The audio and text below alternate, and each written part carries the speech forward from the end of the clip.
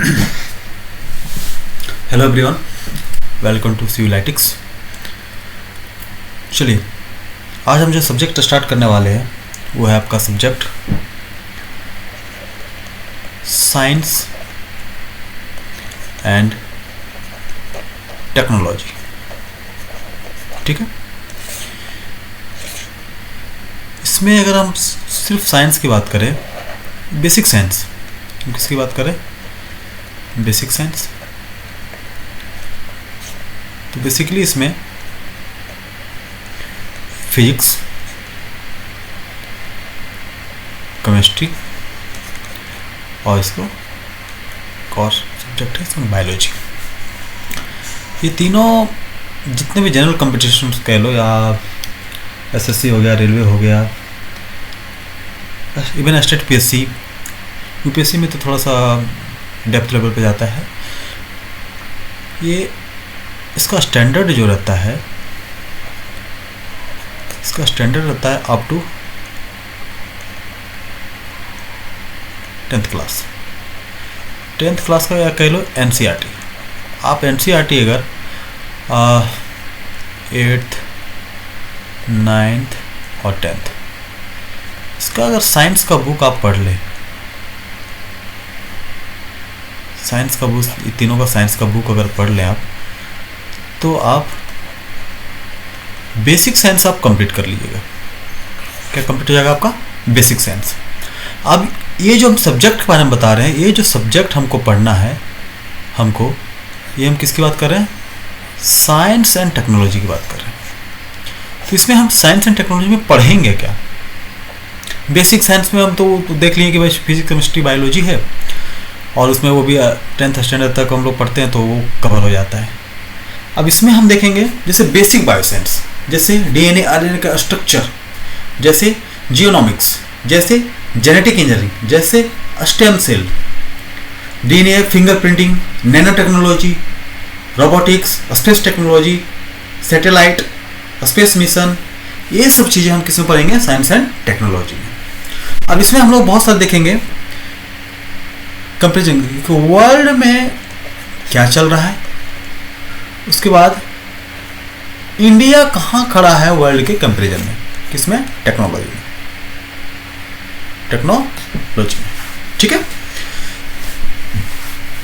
तो हम लोग सबसे पहले देख लेते हैं कि कौन कौन सा टॉपिक हमको इसमें कवर करना है। तो अगर हम लोग बात करें टॉपिक की, अगर हम टॉपिक की बात करें तो हमको पढ़ना है,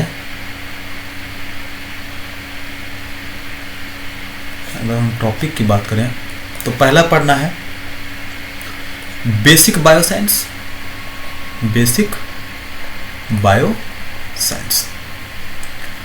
हमको सेकंड पढ़ना है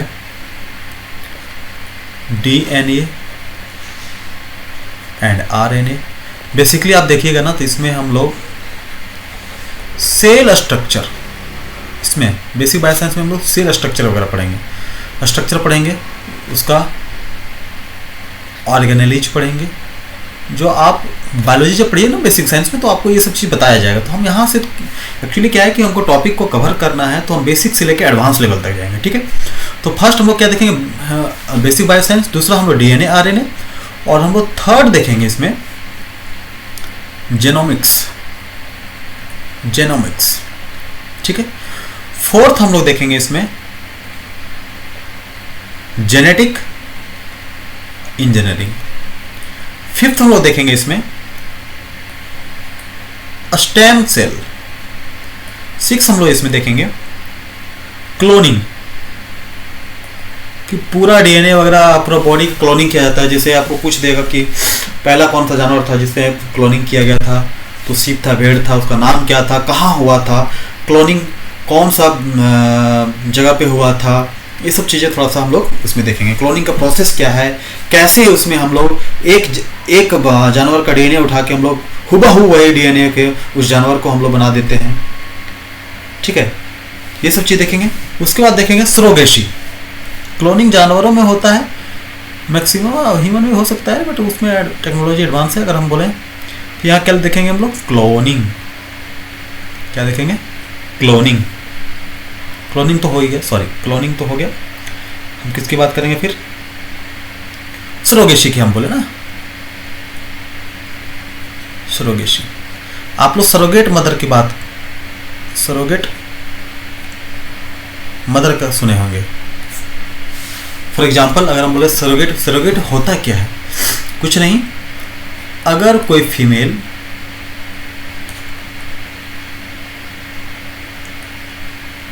नॉट एबल टू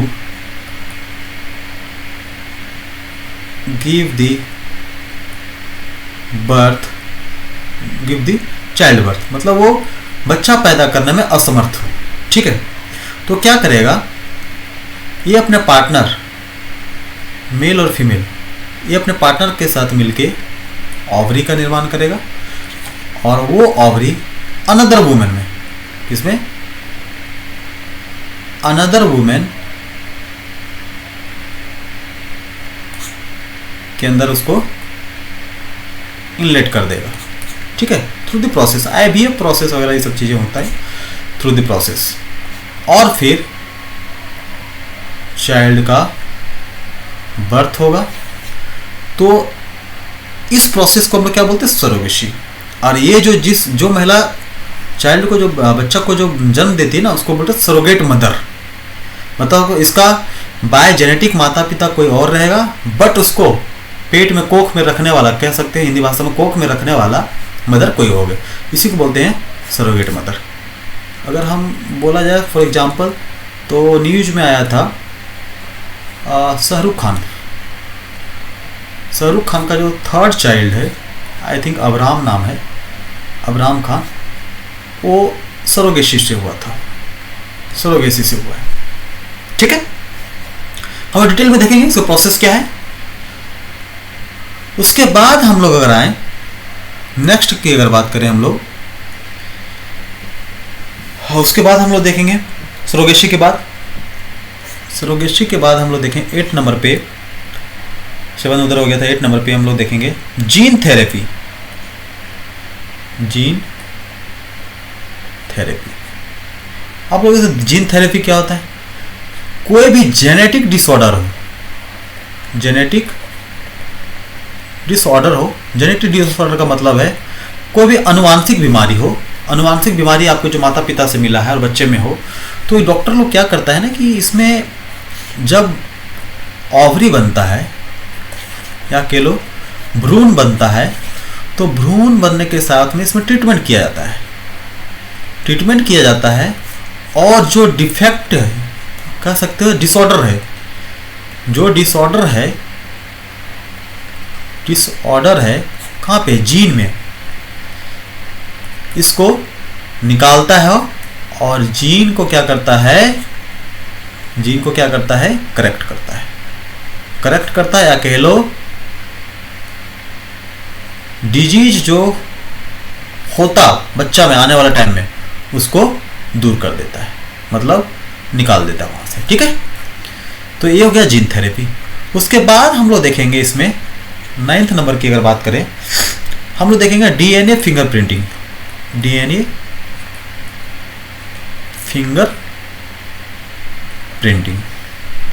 कि फिंगरप्रिंट कैसे ले जाया जाता है DNA का, ये सब चीज़ें, प्रोसेस क्या है, ये सब चीज़ें। अब उसके बाद नेक्स्ट टॉपिक होगा नैनो टेक्नोलॉजी। आप लोगों ने भी नाम सुना होगा, नैनो टेक्नोलॉजी।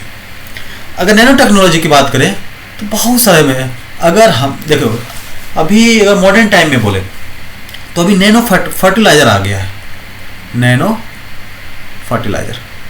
पहले जो फर्टिलाइजर हम लोग 100 kg 200 kg यूज करते थे, उसके जगह पे अब 10 मिलीलीटर या 10 मिलीग्राम या 100 मिलीलीटर ऐसे करके हम लोग यूज करके काम चला लेते हैं, मतलब सेम इफेक्ट होगा दोनों पे।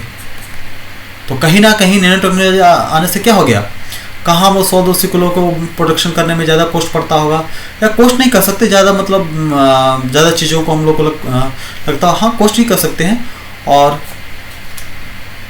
उसके रख रखाव और सब चीज़ों में, तो वो क्या होगा, उसको छोटा रूप ये हमेशा ही नैनो टेक्नोलॉजी अगर देखेंगे ना तो ये लिक्विड के फॉर्म में होता है। आगे हम बताएंगे सर, इसको डिटेल में हम लोग देखेंगे नैनो फर्टिलाइजर की अगर हम बात करें तो।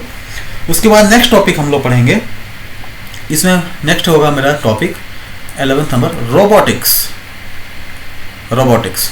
रोबोटिक्स का मतलब है कि जो भी कंप्यूटिंग इनपुट सिस्टम पे काम करे, इनपुट सिस्टम पे, कि भैया अगर कोई हमको सामान बनाना है, कोई मशीन ऐसा जो सामान इस डायमेंशन में बनाना है, अगर हम इस डायमेंशन को ये डायमेंशन को हम लोग मशीन में पुट कर दिए, तो ये जो रोबोटिक्स है वो क्या करेगा, सेम चीज़ें वो बनाएगा। ठीक है, सेम डायमेंशन का वो बनाएगा। बड़े बड़े इंडस्ट्री में देखते हो आज के डेट में सब जो भी वर्कर जो मैन काम करते हैं, इसके जगह पे आप मशीन काम करने के लिए, मशीन कौन सा, रोबो मशीन।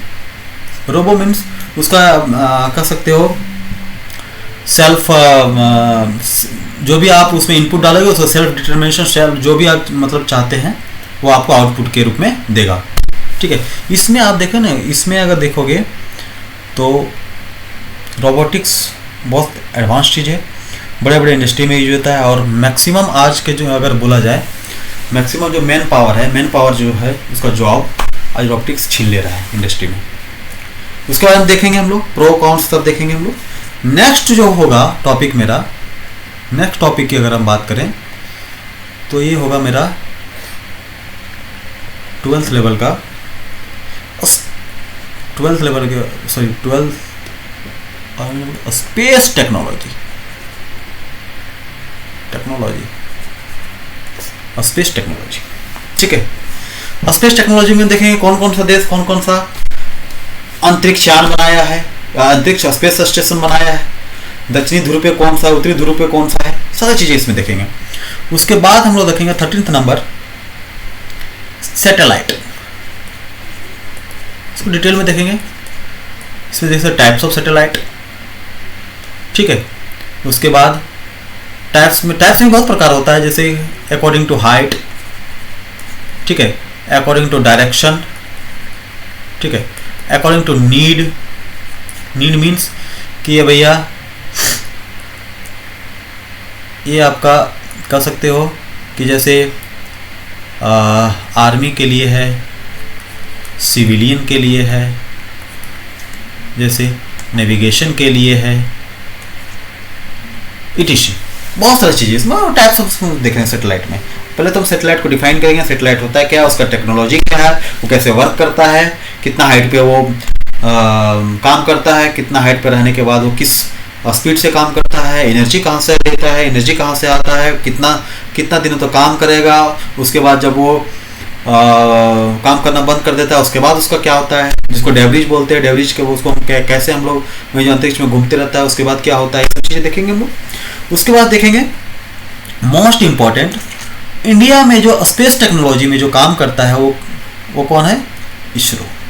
तो इसरो के बारे में हम लोग पढ़ेंगे, प्लस इसका मिशन के बारे में हम लोग पढ़ेंगे, इसरो के बारे में पूरा पढ़ेंगे, उसके बाद इसके मिशन के बारे में पढ़ेंगे।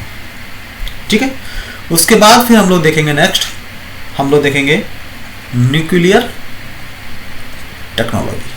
क्या देखेंगे हम लोग, न्यूक्लियर टेक्नोलॉजी। उसके बाद देखेंगे हम लोग न्यूक्लियर एग्रीकल्चर। क्या देखेंगे हम लोग, न्यूक्लियर एग्रीकल्चर। उसके बाद फिर हम लोग देखेंगे न्यूक्लियर मेडिसिन, न्यूक्लियर मेडिसिन। उसके बाद हम लोग देखेंगे 18th number, computing technology, computing technology.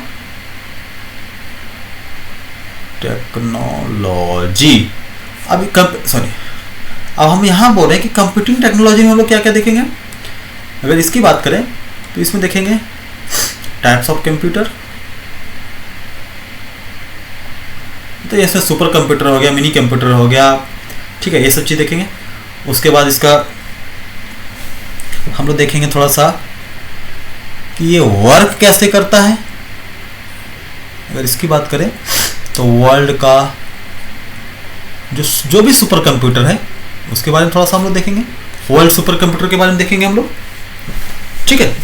उसके बाद इसमें लॉजिक गेट वगैरह पढ़ना है हमको, लॉजिक गेट 0 1 1 0 0 0 1 1 ये सब पढ़े होंगे जो बेसिक कंप्यूटर पढ़ा होगा, ये सब चीज़ें हम इसमें देखेंगे। तो मिला जुला के यही सब हम लोग को देखना है, इतना टॉपिक हम लोग देखना है साइंस एंड टेक्नोलॉजी में, ठीक है। तो आगे हम लोग स्टार्ट करेंगे सबसे पहले कि भैया बेसिक कॉन्सेप्ट क्या है इसका। जैसे अगर हम बायोलॉजी को पूछें कि बायोलॉजी क्या है, मेटाबॉलिज्म क्या है, उसके बाद कैरेक्टर्स क्या होता है लिविंग थिंग्स का, लिविंग बीइंग्स का, तो ये सब चीज़ें हम लोग फिर हम लोग देखेंगे। सेल का स्ट्रक्चर देखेंगे, उसका डीएनए देखेंगे, आरएनए देखेंगे, उसका स्ट्रक्चर देखेंगे, राइबोसोम देखेंगे, यही सब चीज़ें हम लोग देखेंगे। उसके बाद फिर हम लोग फिर नेक्स्ट इसी तरह बेसिक से एडवांस, बेसिक टू एडवांस हम लोग चलते जाएंगे, ठीक है। तो आज हम स्टार्ट करते हैं बायोलॉजी। अगर आपको पूछे what is biology, what do you mean the biology, क्या कहिएगा? Study of life, study of life called biology, or a study of living being or organism called biology. Yes or no? Study of life called biology, जो हम जीवन के बारे में जो हम लोग अध्ययन करते हैं, या जीवित ऑर्गेनिज्म, जीवित जितने भी प्राणी हैं, पौधे हैं, पशु हैं, उसके बारे में जो हम लोग अध्ययन करते हैं उसको क्या बोलते हैं? बायोलॉजी। इसमें जब भी हम लोग स्टडी करेंगे वो क्या होगा? लिविंग बीइंग होगा या लिविंग ऑर्गेनिज्म होगा, ठीक है। अब आपको पूछ दिया कि ठीक है, मान लिए कि लिविंग ऑर्गेनिज्म है तो उसका कैरेक्टरिस्टिक्स कुछ होगा, characteristics of living organism. Guys actually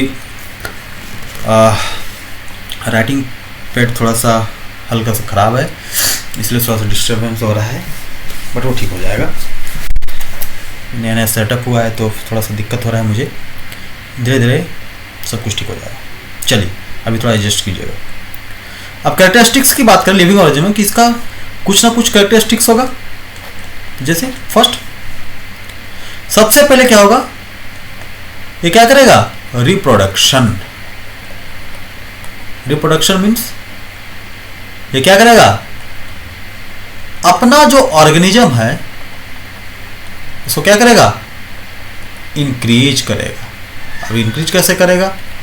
तो ठीक है भैया, बर्थ जो भी चीजें हैं पैदा करके या ऐसे करके आगे करने का मतलब रिप्रोडक्शन की बात करें, ठीक है।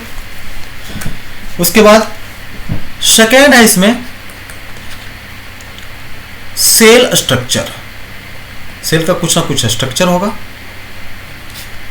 जैसे आप देखिएगा पौधे का अलग होगा,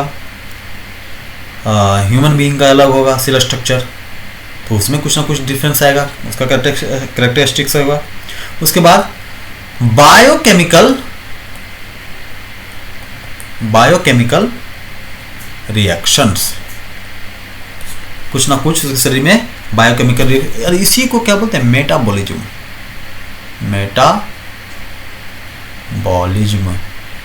ठीक है। और चौथा जो इसका कैरेक्टरिस्टिक्स होगा, अगर चौथा की बात करें तो इसको बोलते हैं एडेप्टेशन। क्या कहते हैं? एडेप्टेशन। एडेप्टेशन का मतलब होता है कि according according to environment, according to environment change itself, change itself मतलब अपने आप को ना जैसा इन्वायरमेंट रहेगा वैसा ढाल लेगा। ठीक है, तो पहला कैरेक्टरिस्टिक्स क्या हो गया? रिप्रोडक्शन। अगर हम पहला की बात करें तो फर्स्ट क्या हो गया? फर्स्ट क्या हो गया? पहला हो गया आपका रिप्रोडक्शन, मतलब अपना जो भी स्पीसीज है उसको बढ़ाएगा।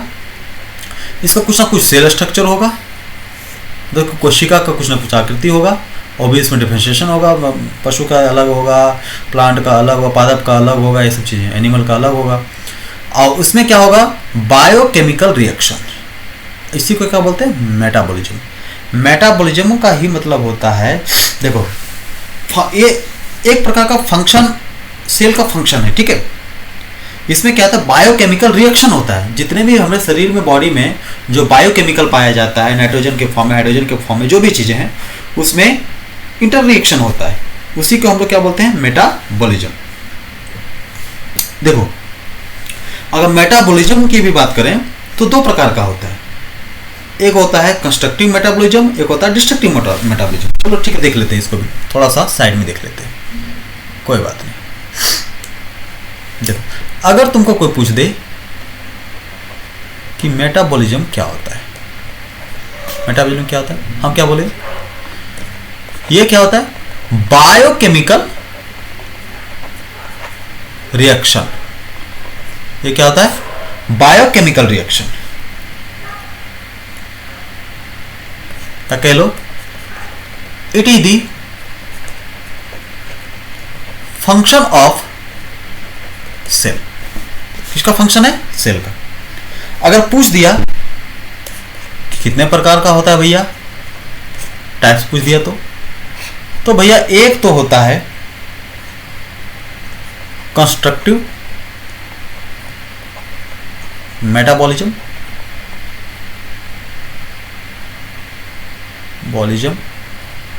और दूसरा जो होता है इसका डिस्ट्रक्टिव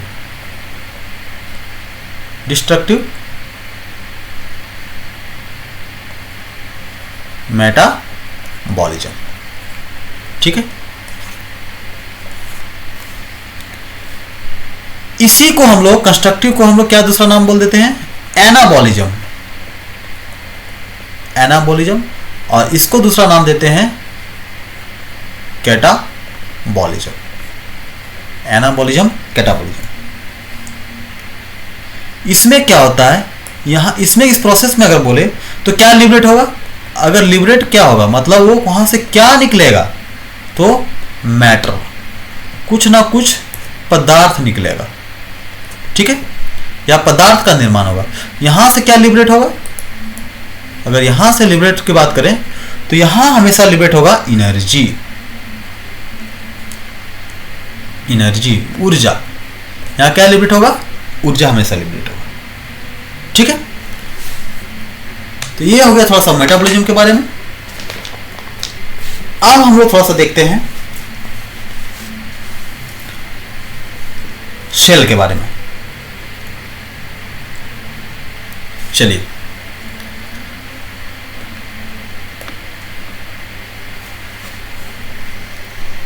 देखते हैं। अब अगर को बोल दे सेल, कोशिका, पूछ दिया व्हाट इज सेल, तो क्या बोलेंगे आप? बेसिकली अगर हम बेसिक साइंस में अगर बायोलॉजी पढ़ते हैं तो वहां अगर हम ऐसे देखें, कोई भी शरीर का निर्माण का जो, कोई भी बॉडी का जो बेसिक यूनिट होता है ना, या कह लो कोई भी शरीर का निर्माण जो होता है ना, वो नंबर ऑफ सेल से मिलकर बनाता है, और सेल से ही स्टार्ट होता है। उसका बेसिक यूनिट क्या होता है? आधारीय इकाई क्या होता है? वो सेल ही होता है, कोशिका होता है। जैसे अगर हम बोले, अभी थोड़ा सा इसको डिफाइन करेंगे बाद में, थोड़ा सा हम यहाँ देख लेते हैं। जैसे सेल, हम अगर कोशिका की बात करें, यही नंबर ऑफ कोशिका या नंबर ऑफ सेल, कोशिकाओं बहुत सारी कोशिका मिलके क्या बनाते हैं, बहुत सारी कोशिका मिलके बनाते हैं टिश्यू, इसको हम लोग उत्तक बोलते हैं। और फिर नंबर ऑफ टिश्यू मिलकर क्या बनता है, ऑर्गन, जिसको हम क्या बोलते हैं, अंग बोलते हैं। और नंबर ऑफ ऑर्गन मिलकर क्या बनता है, एक शरीर का निर्माण होता है, बॉडी का निर्माण होता है। ठीक है, तो ये हो गया आपका बेसिक यूनिट। कोई भी बॉडी का बेसिक यूनिट क्या हो गया, अगर कोई भी बॉडी का अगर बेसिक यूनिट पूछे तो क्या हो जाएगा, सेल हो जाएगा। ठीक है, अब हम लोग डिफाइन करते हैं सेल। तो अभी हम क्या बताएं कि cell is the fundamental unit of life. अगर कोई भी जीवन या कोई भी बॉडी का अगर बोले फंडामेंटल यूनिट क्या होगा, सेल होगा। तो कर सकते हैं, cell is the fundamental unit of life, fundamental unit of life. और जितना भी बॉडी फंक्शन डिपेंड किस पे करता है, सेल पे, या कह लो टाइप्स ऑफ सेल पे ही डिपेंड करता है। या इसका एक पॉइंट और भी लिख सकते हो कि जो भी न्यू सेल बनता है वो कहां से अराइज होता है, प्री एग्जिस्टिंग सेल या कह लो पेरेंट सेल से। न्यू सेल अराइजेज या कह लो न्यू सेल अराइजेज या डॉटर सेल कह लो, daughter cell from the division of the pre-existing cell या कह लो पेरेंट सेल। देखो, जो भी नया सेल बनता है वो हमेशा जो पुराना सेल रहता है शरीर में या जो पहले से मौजूद रहता है सेल, उसी से डिवाइड होके डिवीजन होके प्रोसेस के थ्रू क्या बनता है, नया सेल। जैसे सेल थ्योरी में आप लोग जब बेसिक साइंस पढ़े होंगे तो उसमें सेल थ्योरी में आपको बताता है division of cell, amitosis, mitosis, meiosis process है ये सब। ठीक है, अगर हम थोड़ा सा अगर बता दें कि अगर सेल डिवीजन का अगर बात करें हम लोग, सेल डिवीजन का अगर बात करें हम लोग, थोड़ा सा हम बता दे रहे हैं, बाकी आप लोग साइंस में पढ़े होंगे। ठीक है,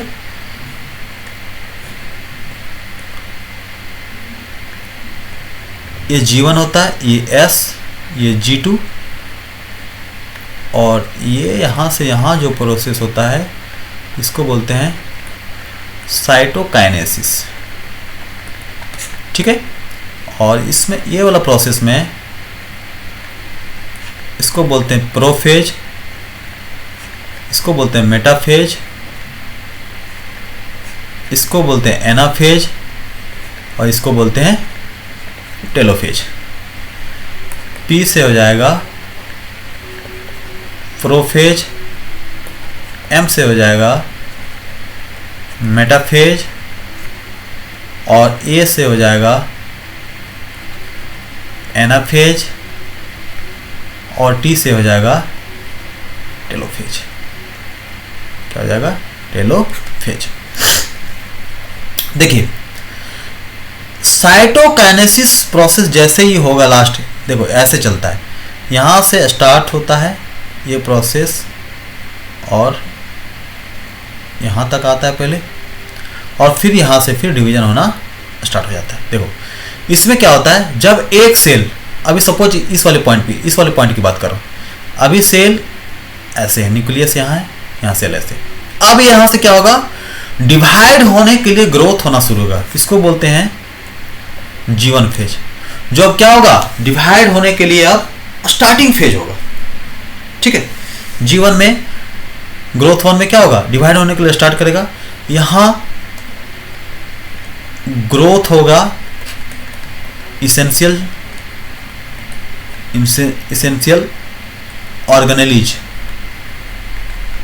ऑफ सेल, ऐसे हम बेसिक बायोलॉजी में ये सब चीज़ पढ़ा चुके हैं, जो मेरे ऑफलाइन में बच्चे जो पढ़ते हैं उसको मैं पढ़ा चुका हूँ। उसके बाद G2 में यहाँ भी ग्रोथ फेज होता है। ग्रोथ फेज मतलब यहाँ से वो डिवाइड होने के लिए, ये प्रोफेज, मेटाफेज, एनाफेज में डिवाइड होने के लिए वो जस्ट तैयार हो जाता है, मतलब रेडी रहता है। और ये सब प्रोसेस होने के बाद फिर इस वाले फेज में, जब इस टेलोफेज आते आते क्या होता है ना कि सेल ऐसे से ऐसे डिवाइड हो जाता है, मतलब यहाँ न्यूक्लियस आ जाता है। न्यूक्लियस इसमें एक जो न्यूक्लियस था, मान लो एक सेल ये था, ये डिवाइड होके या कह लो इसे ये प्रोसेस के थ्रू फिर ऐसे हो जाता है। अब इसमें बहुत सारा इसमें कोशिका द्रव होता है, जिसको साइटोप्लाज्म बोलते हैं। यहाँ साइटोप्लाज्म भरा रहता है। अब ये साइटोप्लाज्म जब यहाँ से ब्रेक होगा, डिवाइड होगा, तभी तो ये सेल दो भाग में बटेगा। तो यहाँ इस साइटोकाइनेसिस प्रोसेस में क्या होता है, साइटोप्लाज्म डिवाइड हो जाता है और डिवाइड होके ये सेल ऐसे बन जाता है, मतलब ये वाला और ये वाला सेल ऐसे बन जाएगा। तो यहाँ से ये और यहाँ से ये, कहने का मतलब है कि यहाँ साइटोप्लाज्म डिवाइड हो जाएगा और फिर न्यूक्लियस कहाँ आ जाएगा, बीच में आ जाएगा। ठीक है, ये थोड़ा सा हम समझाने के लिए बता दिए, बाकी ये सब चीज़ें आप बेसिक में पढ़ लीजिएगा। ठीक है, चलिए अब हम लोग थोड़ा सा देखते हैं स्ट्रक्चर ऑफ सेल। हम यहाँ पूरा डिटेल में नहीं जाएंगे, बिकॉज हम लोग साइंस में पढ़ेंगे पूरा detail, cell structure, cell theory सब पढ़ेंगे उसमें। तो हम यहाँ से थोड़ा सा देख रहे हैं structure of cell, structure of cell के बारे में।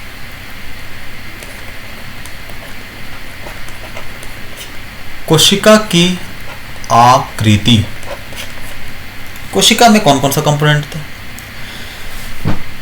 ठीक है, ऐसे हम डिटेल में इसका फिगर नहीं बनाएंगे, हम लोग थोड़ा सा जो जो जरूरी चीज़ है वही सब देखेंगे हम लोग। ठीक है, ये हम देख लिए हम लोग, सॉरी इसके अंदर चारों तरफ सर्कल के फॉर्म में होगा।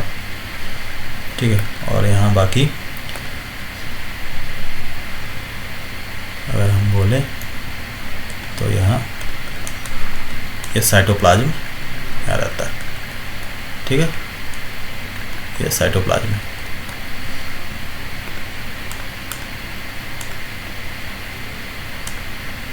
चलें, अब यहाँ देखिएगा, यहाँ इस आकृति के होता है माइटोकॉन्ड्रिया, ये होता है माइटोकॉन्ड्रिया, माइटोकॉन्ड्रिया। ठीक है, ये हो गया न्यूक्लियस, बहुत सारा माइटोकॉन्ड्रिया होता है। ये माइटोकॉन्ड्रिया, माइटोकॉन्ड्रिया इसको क्या बोलते हैं हम लोग, साइटोप्लाज्म, कोशिका द्रव। ठीक है, कोशिका द्रव बोलते हैं हम लोग। यहाँ एक मेम्ब्रेन पाया जाता है, ये सेल वॉल के जस्ट अंदर में, सेल वॉल के जस्ट अंदर। ये क्या होता है, इसको बोलते हैं सेल मेम्ब्रेन, कोशिका झिल्ली, कोशिका झिल्ली इसको बोलते हैं कोशिका द्रव। ठीक है, इसको बोलते हैं माइटोकॉन्ड्रिया। अब ये जो न्यूक्लियस है ना, इसी में होता है genetic material.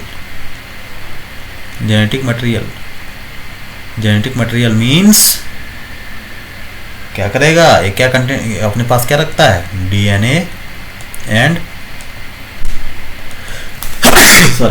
DNA and RNA. अब यही कंट्रोल करता है, control the function of cell. Cell में जितने भी प्रकार के फंक्शन होते हैं उसको कंट्रोल कौन करता है, जेनेटिक मटेरियल। ठीक है, अब ये जो फिगर है वो किसका है, ये है आपका एनिमल सेल का है। ठीक है, ये किसका फिगर है, एनिमल सेल। अब हम लोग थोड़ा देखते हैं प्लांट सेल का। देखो इसमें बहुत सारा ऑर्गेनेज वगैरह रहता है, राइबोसोम हो गया, उसके बाद बहुत सारा सेल ऑर्गेनेज रहता है, वो सब चीज़ें हम लोग नहीं लिखे हैं अभी, वो डिटेल में हम लोग नहीं देखेंगे, डिटेल में बेसिक में देखते हैं। हाँ, अभी हम लोग को जितना हम लोग को काम है उतना ही पढ़ेंगे, ठीक है। हम लोग थोड़ा सा हम लोग क्या कर रहे हैं, हम बेसिक से थोड़ा सा समझाते हुए वहाँ तक ले जाएंगे, बिकॉज हमको टेक्नोलॉजी से मतलब है। यहाँ बेसिक चीज़ हम नहीं पढ़ा, बेसिक आपको बायोलॉजी में पढ़ना है, ठीक है। अब हम अगर प्लांट सेल अगर देखें तो ये आपका प्लांट सेल बेसिकली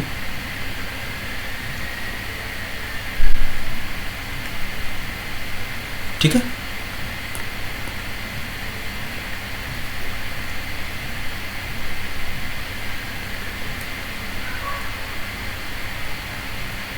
ये आपका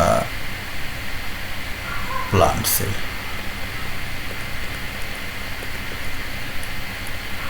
ठीक है। ये आपका हो गया सेल वॉल,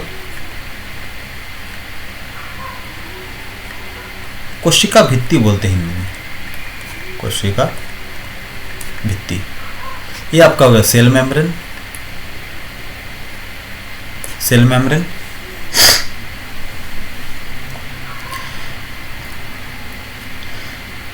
इसमें जो न्यूक्लियस होता है ना, वो पेरिफेरल पे पाया जाता है। इसमें कहाँ न्यूक्लियस पाया जाएगा, पेरिफेरल में, तो साइड वाला एरिया में, हमेशा पेड़ पौधा में साइड में पाया जाता है, ठीक है। ये आपका हो गया न्यूक्लियस, यहाँ भी कहीं बना सकते हैं बीच में, कहने का मतलब साइड में पाया जाता है। ये हो गया आपको माइटोकॉन्ड्रिया,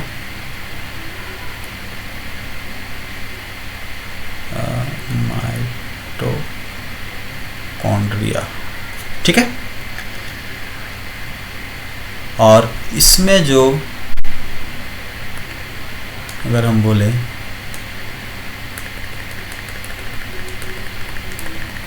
लिक्विड, सेमी लिक्विड के फॉर्म में होता है,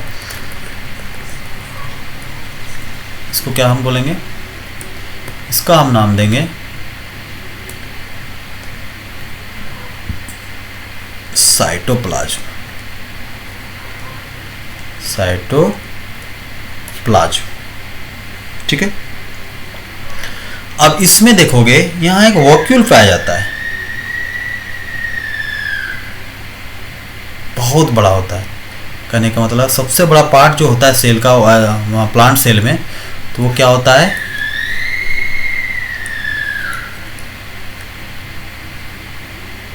वॉक्यूल, वॉक्यूल,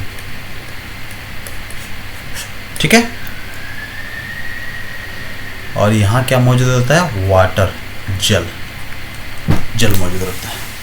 तो ये थोड़ा सा हो गया बेसिक चीजें, ठीक है।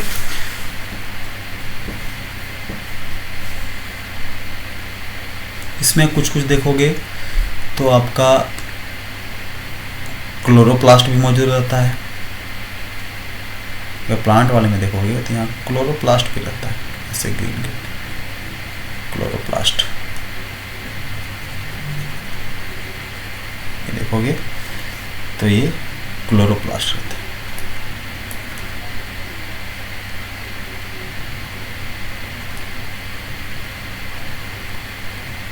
प्लास्ट, ठीक है।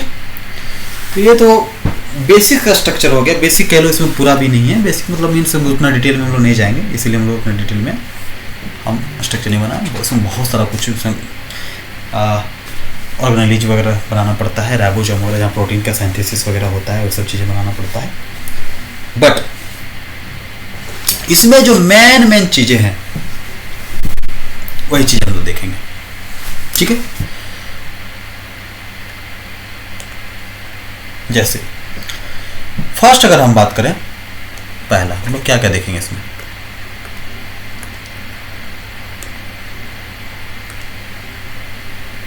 अगर हम फर्स्ट की बात करें,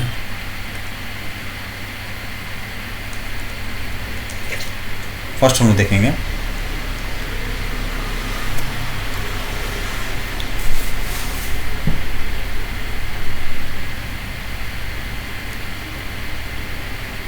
सेल वॉल। चलो यहाँ से स्टार्ट करते हैं। हम पहले आउटर कवर की बात करेंगे, सेल वॉल हो गया, प्लाज्मा मेम्ब्रेन हो गया, ये सब चीज़ों की हम लोग देखेंगे। ठीक है, वो किसकी बात करेंगे पहले, सेल वॉल की। अब इसमें क्या आएगा, सेल वॉल अब मैं आउटर लेयर की बात कर रहा हूं, मैं आउटर लेयर की बात कर रहा हूं।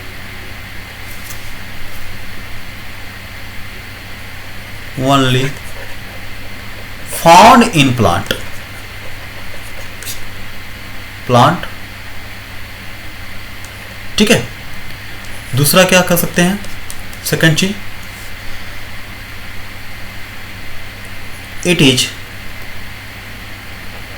Non living structure, non living structure. तीसरा इसके बारे में, cell wall is outer most and rigid cover of plant cell, of plant cell। चौथा, it is freely permeable, permeable। अब freely permeable का मतलब क्या हुआ, मतलब क्या होता है, परमिशेबल होता है, इसको कह सकते हैं परमिशेबल रहता है, या कह लो परमिट रहता है, या कह लो इसको परमिश दिया जाता है टू इंटर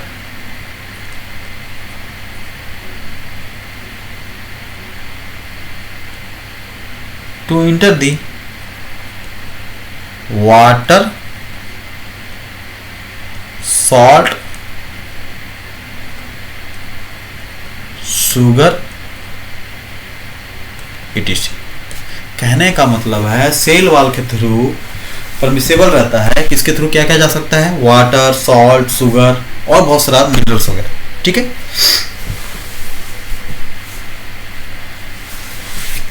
अब हम थोड़ा सा देखते हैं इसका केमिकल कंपोजिशन। इसका क्या हम देखते हैं, केमिकल कंपोजिशन, ठीक है। रासायनिक घटक जिसको बोलते हैं कि किस किस चीज से काम, किसमें किस चीज से मिलकर बना होता है।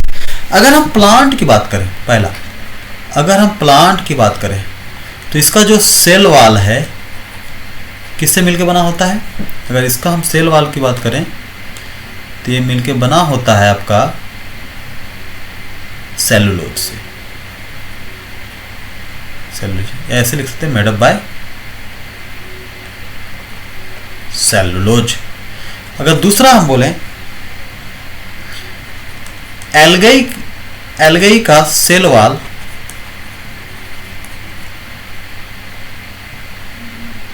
ये भी किससे मिलकर बना होता है, सेलुलोज। अगर आप तीसरा बात करें फंगी का, तो सेल वॉल जो बना होता है काइटिन से मिलकर बनाता है, काइटिन। फंगी जैसे, अगर फंगी की बात करें जैसे मशरूम, समझ आ रहा है। इसका जो सेल वॉल होता है किससे मिलता है, कोई चिटिन बोल देता है, काइटिन होता है, ठीक है। कोई दिक्कत नहीं, जो पढ़ सकते हैं। अब फोर्थ की अगर हम बात करें तो ये हम किसकी बात करेंगे, बैक्टीरिया। बैक्टीरिया का जो सेल वॉल है ये बना होता है आपका मुरेमिक एसिड, मुरेमिक एसिड, और इसका दूसरा नाम है पेप्टिनोगैलोपोन्स, पेप्टिनोग्लाइकॉन्स, ठीक है। तुमको पूछेगा कि भाई प्लांट में जो सेल वाला है किससे मिलकर बना होता है? सेलुलोज में। एल्गे किससे बना होता है? तो सेलुलोज से। फंगी में जो होता है सेल वाल किससे बना होता है? काइटिन से। बैक्टीरिया जो होता है किससे बनता है? मुरैमिक एसिड या तो पेप्टिन और ग्लाइकोन, इससे मिलकर बना होता है। ठीक है।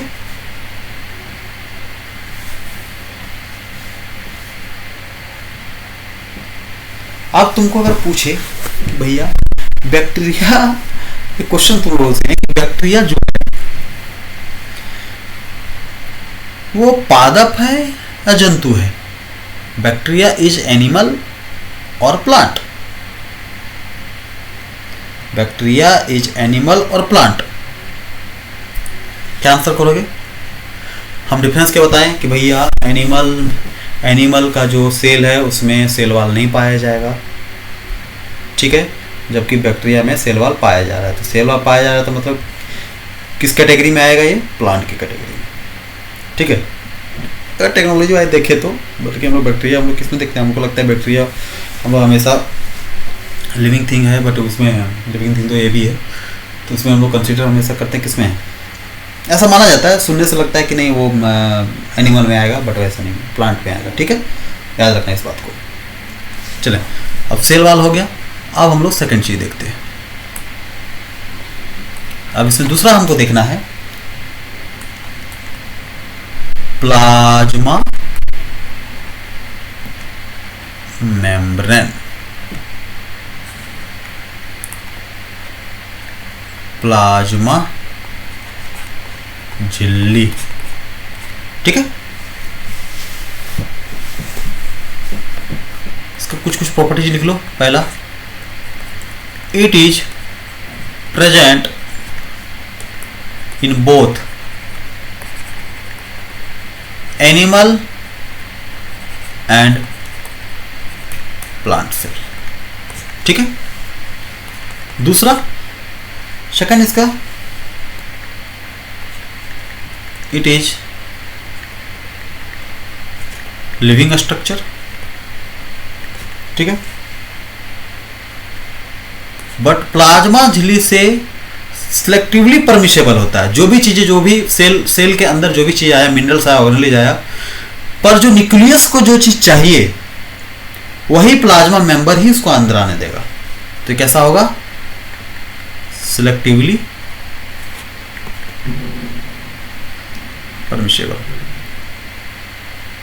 परमिएबल।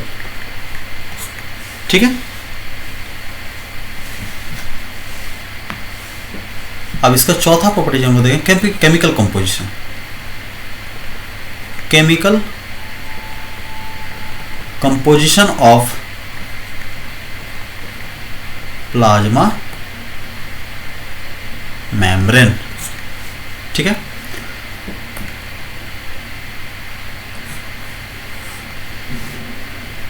बेसिकली अगर प्लाज्मा मेम्ब्रेन की बात करें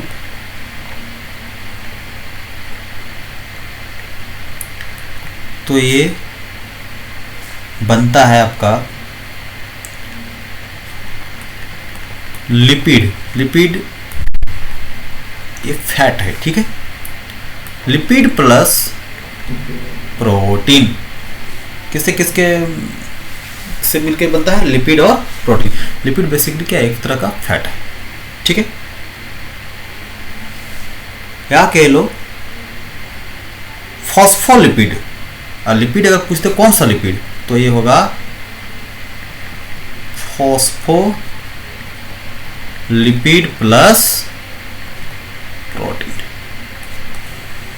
इन दोनों से मिलकर क्या बनता है? Plasma membrane. याद रखिएगा। हाँ, अगर इसको पूछ लिया कि भैया इसका स्ट्रक्चर कैसा होगा, तो देख लो भैया स्ट्रक्चर कैसा होगा। चाहो तो आप लोग बना सकते हैं। ये आपका हो गया ऐसे,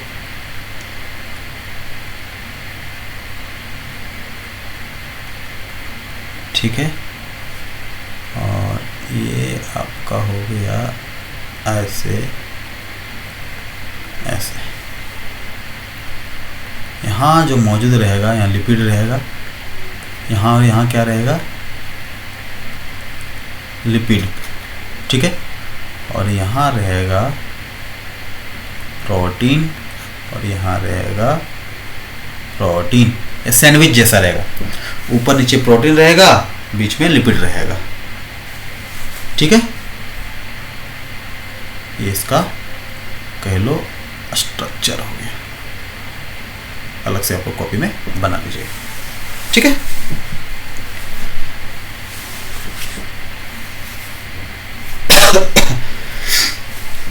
अब हम लोग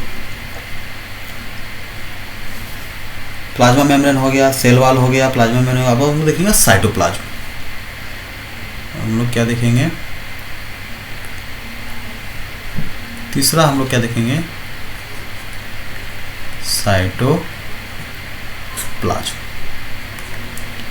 इसको कोशिका द्रव्य भी बोला जाता है, ठीक है, साइटोप्लाज्म।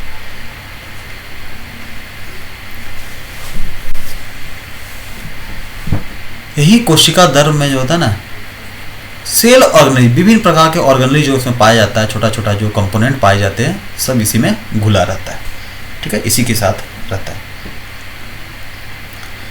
जैसे क्या कर सकते हैं, इट कंटेन सेल ऑर्गेनलीज, ठीक है।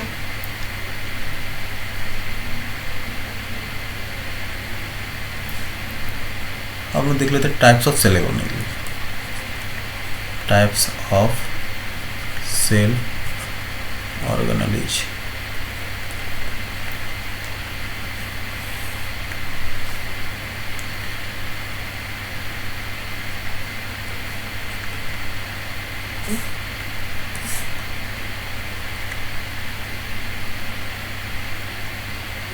ये कर लो, एक होता है डबल मेम्ब्रेन,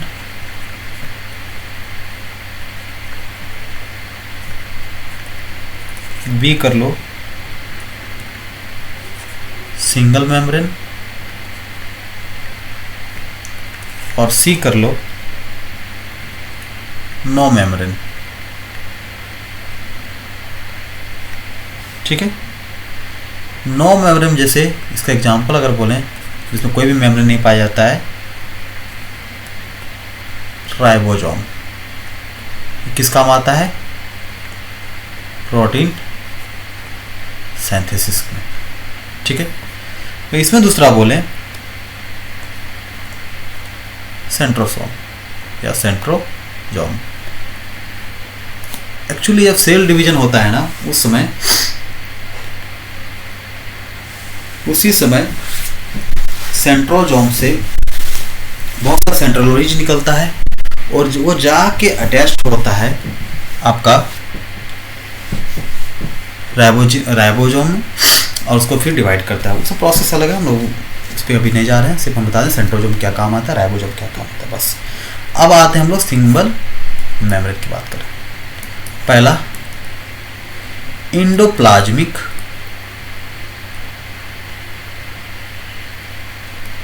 रेटिकुलम,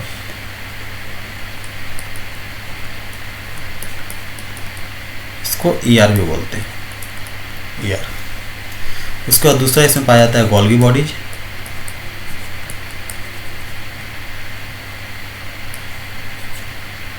और फिर तीसरा इसमें पाया जाता है लाइसोसोम। इसको आत्महत्या की थैली बोलते हैं, तो क्या बोलते हैं, सुसाइडल बैग। जो भी हम लोग जहरीला पदार्थ, जैसे जो भी टॉक्सिक चीज़ें हमारे पेट में जो इंटेक करते हैं, जो अपने खाना के थ्रू जाता है पेट में, पेट के बाद उसको संग्रहण होता है, तो यही लाइसोसोम में चला जाता है, ठीक है। और यहाँ क्या होता है, पूरी तरह से डिस्ट्रॉय हो जाता है। अब डबल मेम्ब्रेन का देखेंगे। अगर डबल मेम्ब्रेन की बात करें तो हो गया पहला माइटोकॉन्ड्रिया,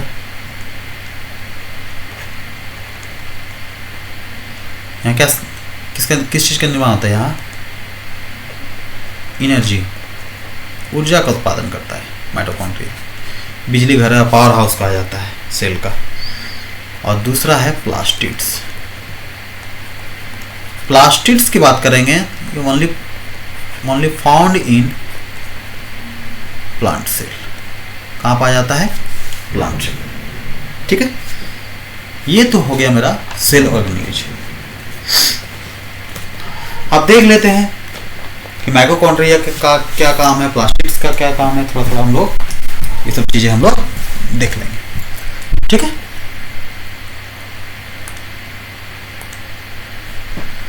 पहला mitochondria.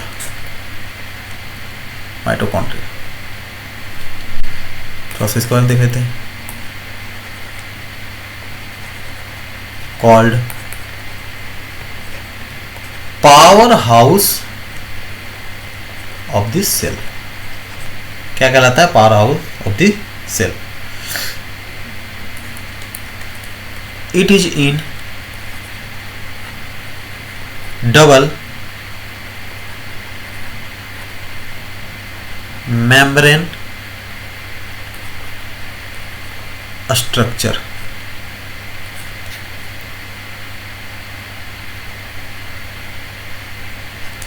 It is in both plant and animal cell। अब इसका थोड़ा माइटोकॉन्ड्रिया का हम लोग फंक्शन देख लेंगे। इसका क्या क्या फंक्शन है, एक कार्य क्या करता है, वर्क क्या है इसका, या कह सको वर्क भी बोल सकते, फंक्शन वर्क एक ही चीज है। पहला,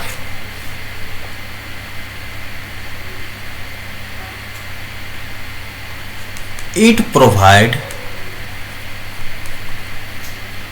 energy by break down the food. भोजन को तोड़कर पचाकर उसको क्या करता है? एनर्जी प्रोवाइड करवाता है। एक्चुअली फूड में क्या होता है, एक्चुअली देखोगे ना, फूड में क्या होता है, ये ग्लूकोज, और यहीं से प्रोसेस करते हुए ग्लूकोज कर एनर्जी उत्पन्न करता है। इसमें एटीपी में एडिनो ट्राई फॉस्फेट करके ऐसे इसको फुल फॉर्म होता है। ठीक है,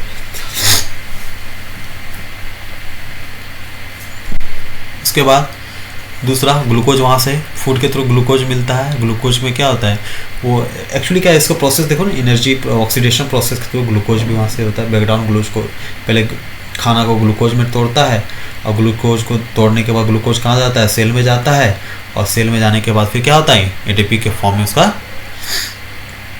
एनर्जी के फॉर्म में सेल को देता है। उसके बाद फिर सेल वर्क करता है।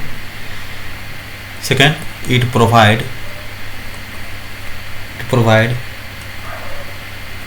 Energy by oxidation reduction process है, केमिस्ट्री में पढ़ना पड़ता है। Oxidation of glucose. ऑक्सीडेशन का ये मतलब अगर बोले आप सिंपल सा तो कह सकते हैं ब्रेक डाउन, तोड़ना, ब्रेक डाउन ऑफ ग्लूकोज। वहां लिख लेना बगल में, वो किसको तोड़ेंगे? ग्लूकोज को। ठीक है, कौन सा प्रोसेस है? Oxidation process.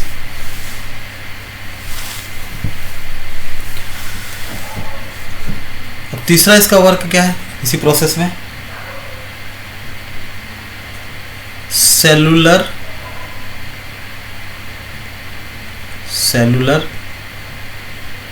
Respiration. Cellular respiration की बात करें, ये क्या करता है, कर सकते हैं ऐसे,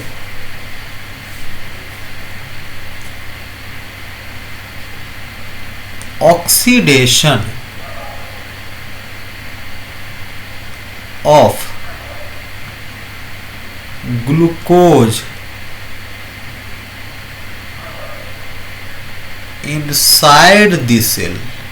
लिखने में थोड़ा दिक्कत हो रहा है, बस अब हम पेज दूसरा ले लेंगे इनसाइड दी सेल।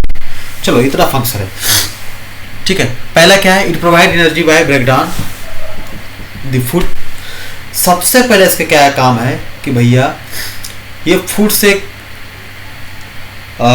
किस में चेंज करेगा, ग्लूकोज में, ग्लूकोज से किस में चेंज होगा, एनर्जी के फॉर्म में। अब ऑक्सीडेशन प्रोसेस के थ्रू, कौन सा प्रोसेस, ऑक्सीडेशन प्रोसेस के थ्रू हम लोग क्या करते हैं, ग्लूकोज को तोड़ते हैं। अगर यहाँ देखें, फूड से हम लोग क्या लिए, ग्लूकोज। अब ग्लूकोज को यहाँ कौन सा प्रोसेस करेगा, ऑक्सीडेशन, ठीक है। तब ये ग्लूकोज किस में चेंज होगा, एनर्जी के फॉर्म में। और एनर्जी किस फॉर्म में हम लोग मापेंगे, एटीपी में हमेशा, ठीक है। फॉर एग्जाम्पल अगर बात करें हम लोग इसी प्रोसेस का, अगर हम लोग एग्जाम्पल की बात करें, एग्जाम्पल जैसे ग्लूकोज, ग्लूकोज का फॉर्मूला क्या होता है, C6H12O6। बेसिकली ये शुगर का, शुगर कह लो, ग्लूकोज कह लो, इसी का फॉर्मूला है, ठीक है। अब कौन सा प्रोसेस हो रहा है, ऑक्सीडेशन। ऑक्सीजन गया, हम इंटेक करते शरीर में, ऑक्सीजन गया, ये किस में चेंज हो जाएगा, 6CO2 कार्बन डाइऑक्साइड में, कार्बन डाइऑक्साइड में चेंज हो जाएगा, plus water 6H2O plus ATP. ATP मतलब ये एनर्जी की बात कर रहे हैं, ऊर्जा की बात कर रहे हैं, ठीक है। इसमें चेंज हो जाएगा। एटीपी का फुल फॉर्म अगर बोले कोई ना तो यहाँ लिख लो, एडिनोसाइन ट्राई फॉस्फेट, ठीक है, adenosine try phosphate.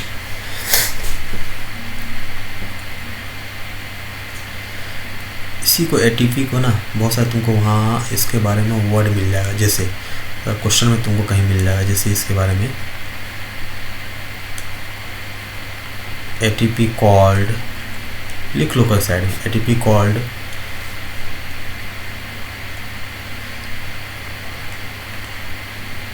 Energy currency, energy currency of the cell और लिविंग वर्ल्ड, ठीक है। अब अगर माइटोकॉन्ड्रिया का आप लोग स्ट्रक्चर अगर पूछे कोई आपको,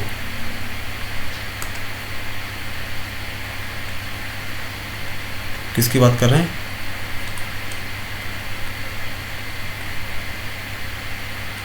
स्ट्रक्चर ऑफ माइटोकॉन्ड्रिया, इसकी अगर बात करें,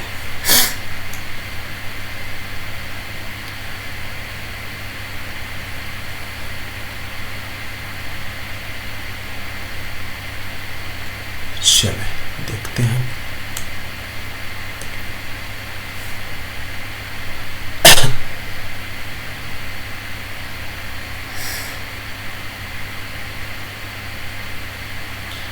स्ट्रक्चर कुछ ऐसा बनेगा,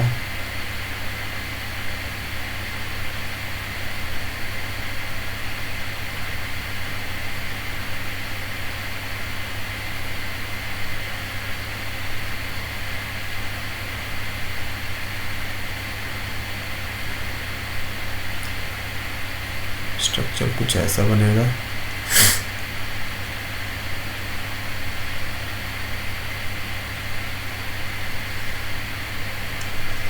ठीक है।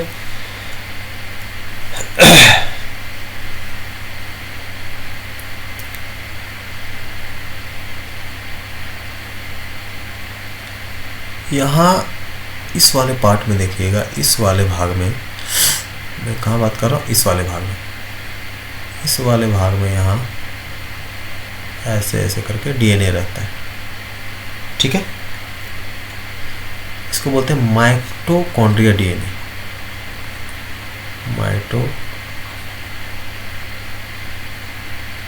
Mitochondria DNA. ठीक है, इसमें अगर इसमें बात करें 37 जीन प्रेजेंट, 37 जीन प्रेजेंट रहता है इसमें।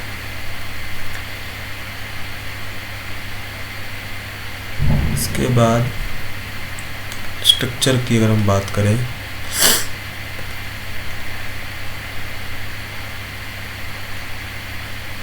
इस टाइप से यहाँ बना होता है, यहाँ बना होता है।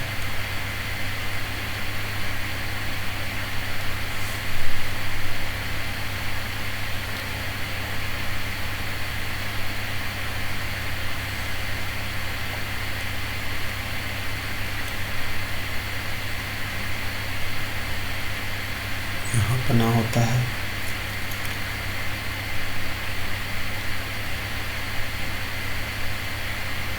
इसमें एक मैट्रिक्स लिक्विड भरा होता है। इसमें क्या होता है, एक लिक्विड भरा होता है।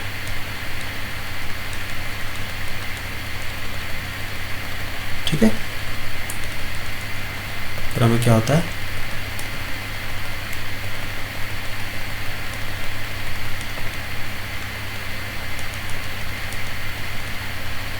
लिक्विड भरा होता है। इसको क्या बोलते हैं, इसको कहा जाता है, इस लिक्विड को मैट्रिक्स, ये लिक्विड फॉर्म में होता है। ठीक है, ये जो स्ट्रक्चर है, ये वाला स्ट्रक्चर, इसको कहा जाता है क्रिस्टल। ठीक है,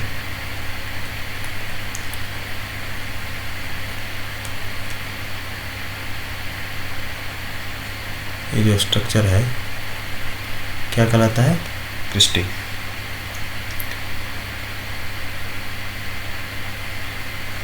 ये वाला जो पार्ट है, ये वाला, ये ऐसे, इसको कहा जाता है ऑक्जिसम।